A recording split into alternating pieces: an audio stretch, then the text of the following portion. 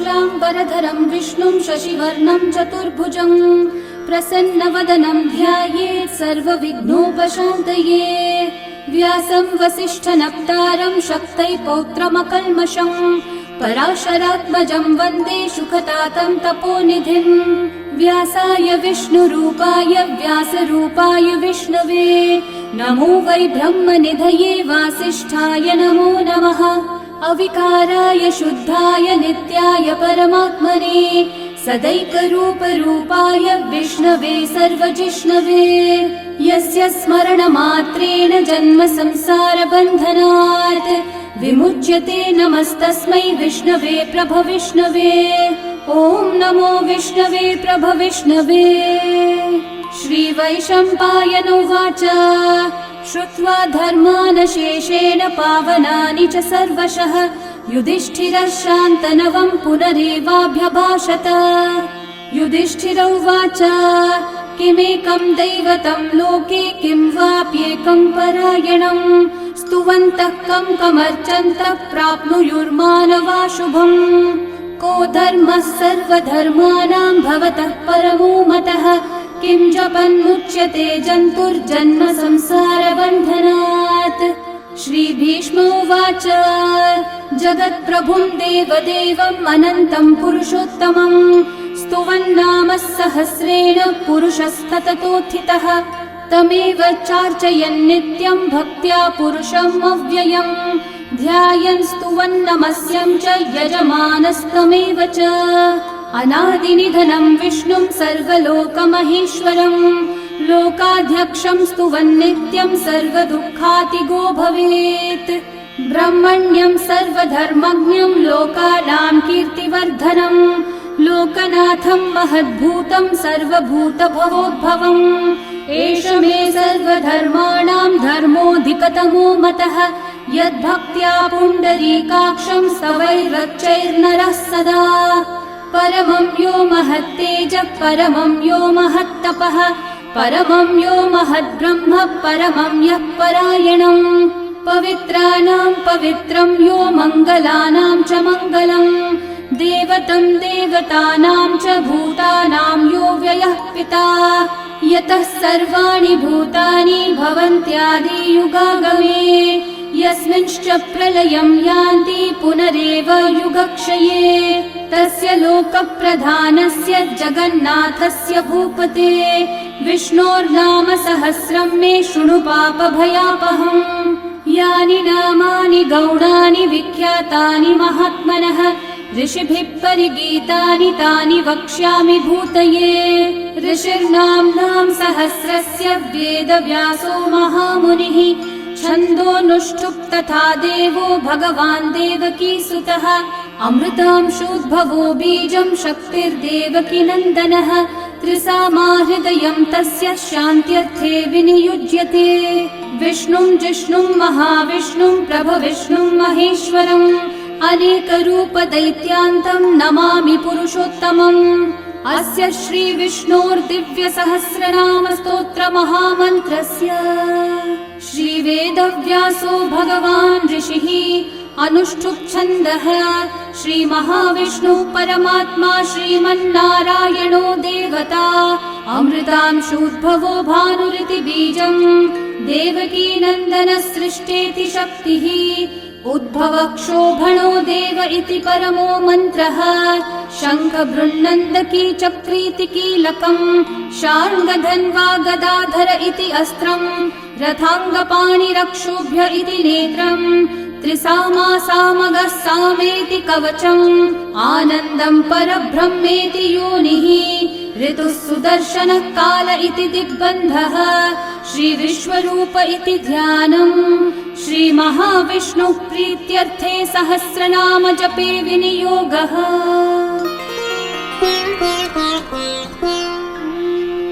ध्यानम् क्षीरोधन्वत् प्रदेशे शुचिमणिविलसत्सैकते मौक्तिकानां माला क्लृप्तासनस्तस्फटिकमणिनिभैर्मौक्तिकैर्मण्डिताङ्गः शुभ्रैरभ्रैरतभ्रैरुपरि विरचितैर्मुक्तपीयूषवर्षैः आनन्देन पुनीयादरिनलिनगदा शङ्खपाणिर्मुकुन्दः भुः पादौ यस्य नाभिर्वियदसुरनिलश्चन्द्रसूर्यौ च नेत्रे कर्णावाशाः शिरौ द्योर्मुखमपि दहनो यस्य वास्तेयमब्धिः अन्तस्थं यस्य विश्वं सुरनरखगो भोगि गन्धर्वदैत्यैः चित्रं रं रम्यतेतं त्रिभुवन विपुषं विष्णुमीशं नमामि। ॐ नमो भगवते वासुदेवाय। शान्ताकारं भुजगशयनं पद्मनाभं सुरेशं विश्वाधारं गगनसदृशं मेघवर्णं शुभाङ्गं लक्ष्मीकान्तं कमलनयनं योगिहृद्ध्यानगम्यं वन्दे विष्णुं भवभयहरं सर्वलोकैकनाथम् मेघश्यामं पीतकौशेयवासं श्रीवत्साङ्कं कौस्तुभोद्भासिताङ्गं पुण्योपेतं पुण्डरीकायताक्षं विष्णुं वन्दे सर्वलोकैकनाथम्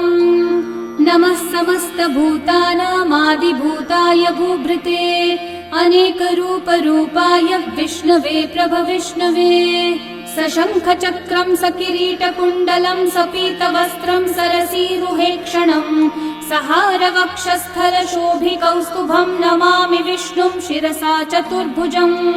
छायायां पारिजातस्य हेमसिंहासनोपरि आसीनमम्बुदश्याममायताक्षम् अलङ्कृतम् चन्द्राननं चतुर्बाहुं श्रीवत्साङ्कितवक्षसं रुक्मिणी सत्यभामाभ्यां सहितं कृष्णमाश्रये। ॐ विश्वं विष्णुर्वषट्कारो भूतभव्यभवत्प्रभुः भूतकृद्भूतभृद्भावो भूतात्मा भूतभावनः भूतात्मा परमात्मा च मुक्तानां परमागतिः अव्ययः पुरुषः साक्षी क्षेत्रज्ञोऽक्षर एव च योगो योगविदां नेता प्रधानः पुरुषेश्वरः नारसिंहः वपुः श्रीमान् केशवः पुरुषोत्तमः सर्वः सर्वः शिवस्थानोर्भूतादिर्निधिरव्ययः सम्भवो भावनो भर्ता प्रभवः प्रभुरीश्वरः स्वयंभू शम्भुरादित्यः पुष्कराक्षो महास्वनः अनादिनिधनो धाता विधाता धातुरुत्तमः अप्रमेयो ऋषिकेशः पद्मनाभोऽमरः प्रभुः विश्वकर्मा मनुस्त्वष्टा स्थविष्ठस्थविरो ध्रुवः अग्राह्यः शाश्वतः कृष्णो लोहिताक्षः प्रतर्दनः प्रभुतस्त्रिककुब्धामः पवित्रं मङ्गलं परम् ईशानः प्राणदः प्राणो ज्येष्ठः श्रेष्ठः प्रजापतिः हिरण्यगर्भो भूगर्भो माधवो मधुसूदनः ईश्वरो विक्रमी धन्वी मेधावी विक्रमः क्रमः अनुत्तमो दुराधर्षः कृतज्ञः कृतिरात्मवान् सुरेशः शरणं शर्म विश्वरेतः प्रजाभवः अहः संवत्सरो व्याळः प्रत्ययः सर्वदर्शनः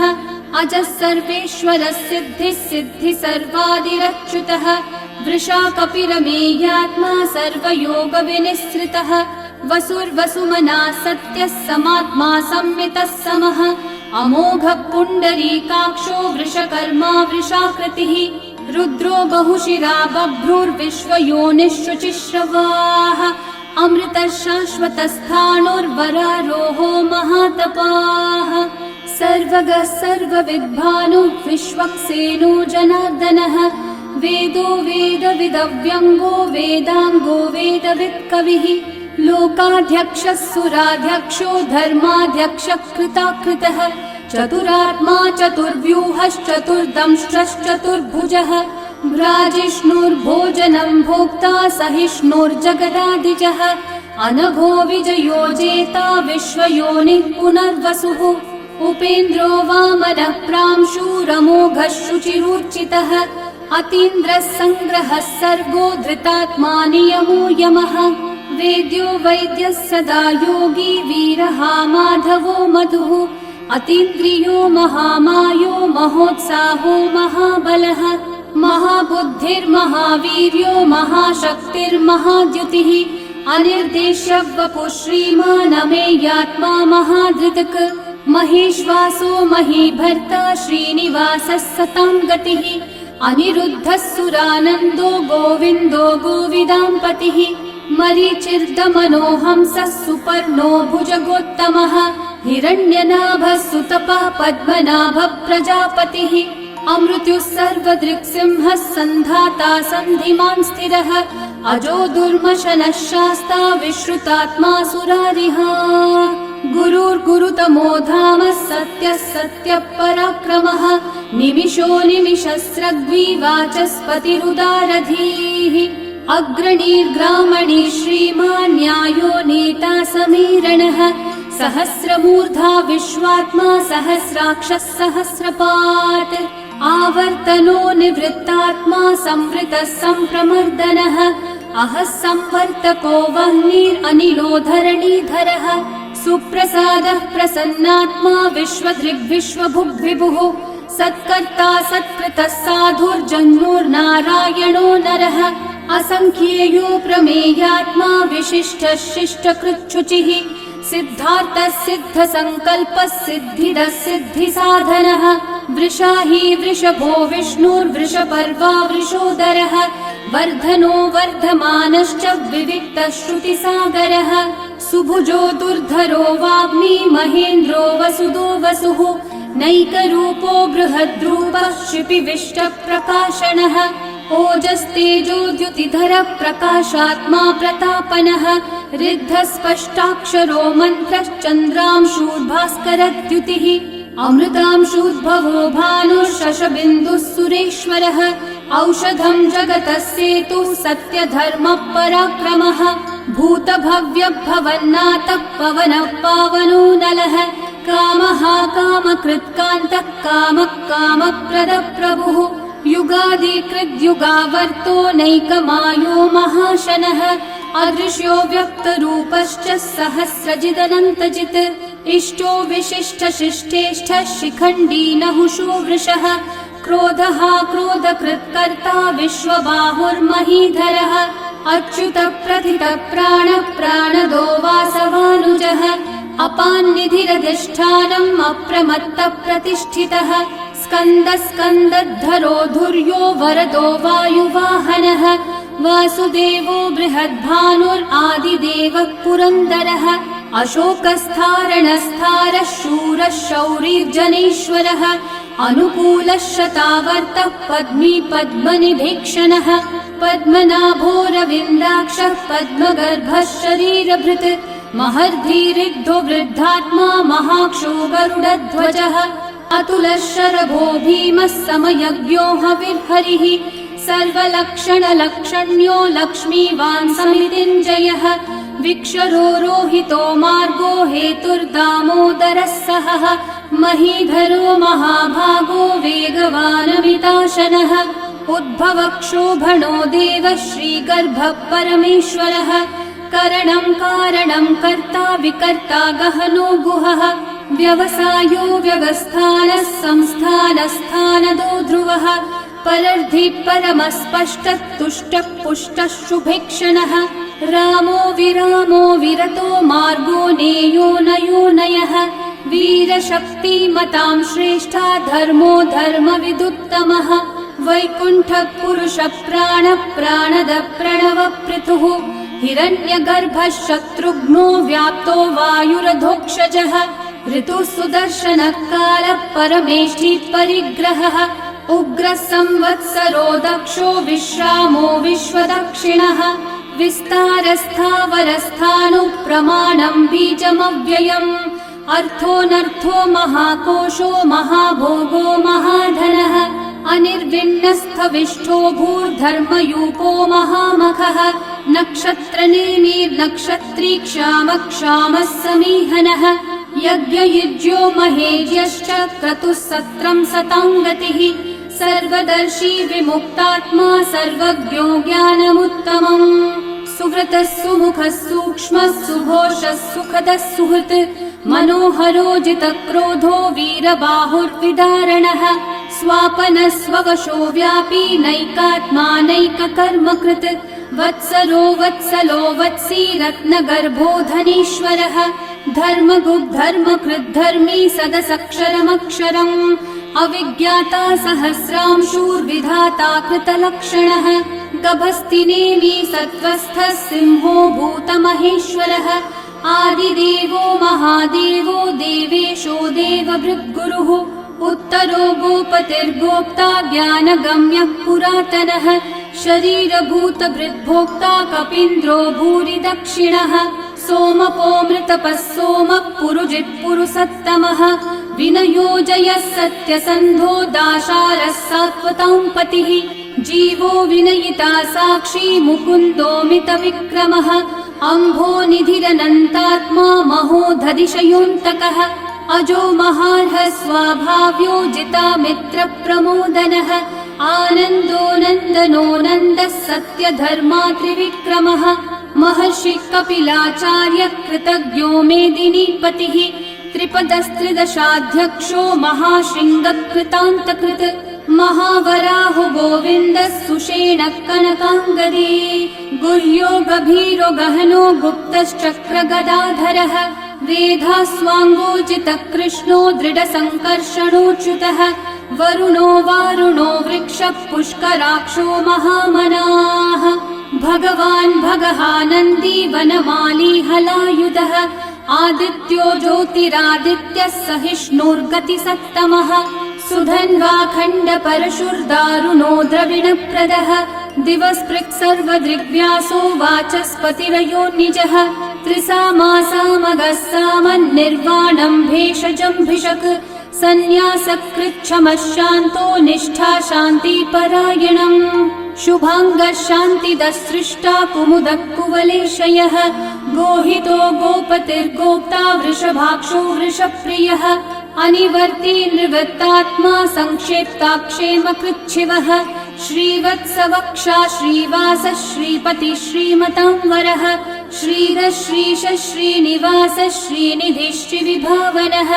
श्रीधरः श्रीकरः श्रेयः श्रीमान् लोकत्रयाश्रयः स्वक्षः स्वङ्गः शतानन्दो नन्दिर्ज्योतिर्गणेश्वरः विजितात्मा विधेयात्मा सत्कीर्तिश्चिन्न संशयः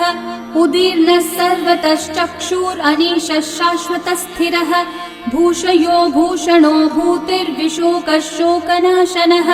अर्चिष्मान् अर्चितः कुम्भो विशुद्धात्मा विशोधनः अनिरुद्धो प्रतिरथ प्रद्युम्नोमितविक्रमः कालनेमी निहावीरः शौरी शूरजनेश्वरः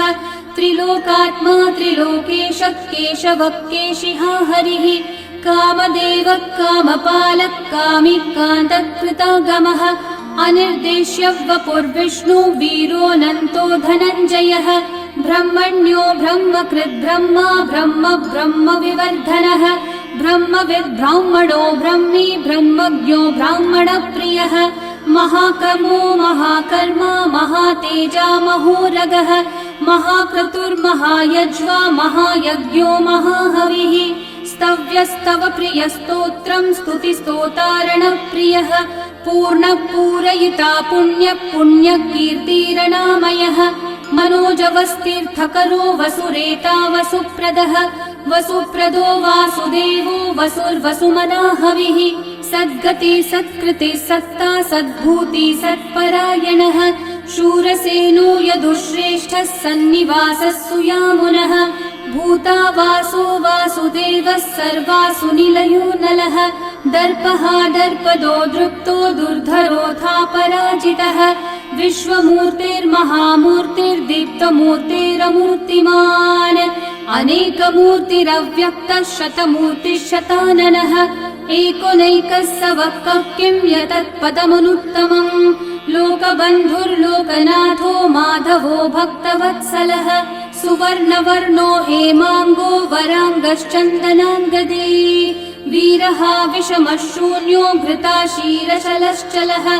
अमानीमानदो मान्यो लोकस्वामी त्रिलोकधृक् सुमेधा मेधजो धन्यः सत्यमेधाधराधरः तेजो वृषो द्युतिधरः सर्वशस्त्रभृतांवरः प्रग्रहो निग्रहो व्यग्रो नैकः शृङ्गो गदाग्रजः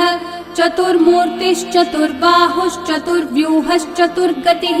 चतुरात्मा चतुर्भावश्चतुर्वेदविदेकपात् समावर्तो निर्वृत्तात्मा दुर्जयो दुरतिक्रमः दुर्लभो दुर्गमो दुर्गो दुरावासो दुरारिहा शुभांगो लोकसारंगः सुतन्तुस्तन्तुवर्धनः इन्द्रकर्मा महाकर्मा कृतकर्मा कृतागमः उद्भवः सुन्दर सुन्दो रत्ननाभः सुलोचनः अर्को वाजस्सनः शृङ्गी जयन्तः सर्वविजयी सुवर्णबिन्दु रक्षोभ्यः सर्ववागीश्वरेश्वरः महाहृदो महागर्तो महाभूतो महानिधिः कुमुदः कुन्दरः कुन्दः पर्जन्यः पावनो निलः अमृताशोऽमृतवपुः सर्वज्ञः सर्वतोमुखः सुलभः सुव्रतः सिद्धः शत्रुजिच्छत्रुतापनः न्यग्रोधोदम्बरोऽश्वत्थश्चाणूरान्ध्रनिषूदनः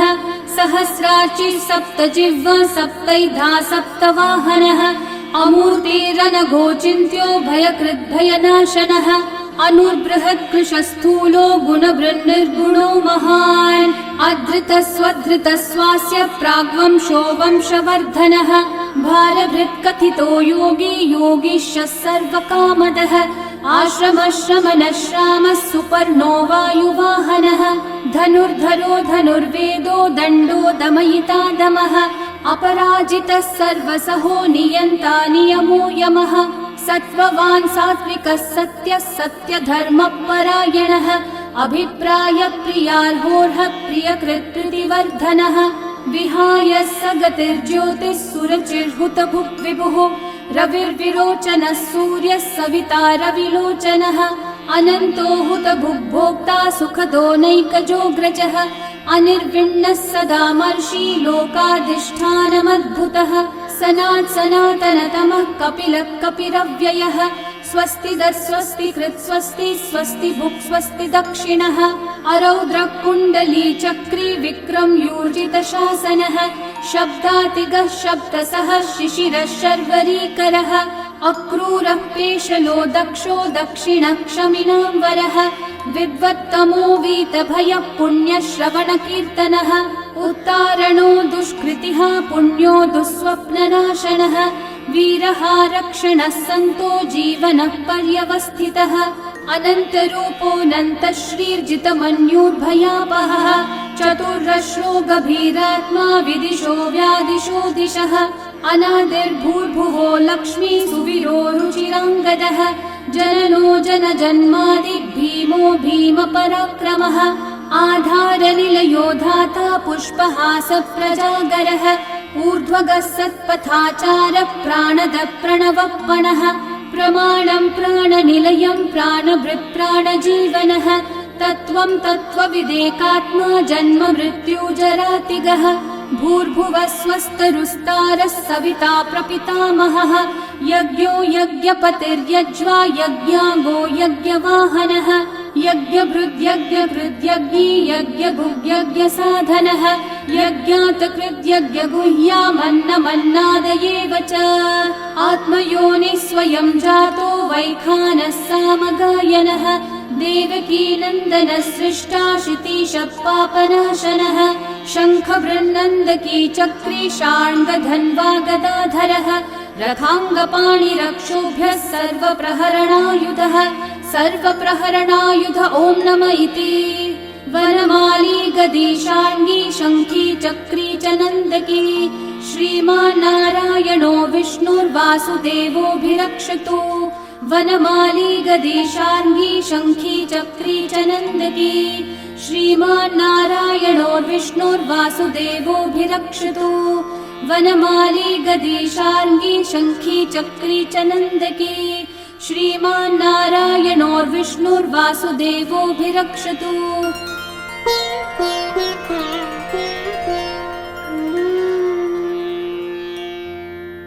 इतीदं कीर्तनीयस्य केशवस्य महात्मनः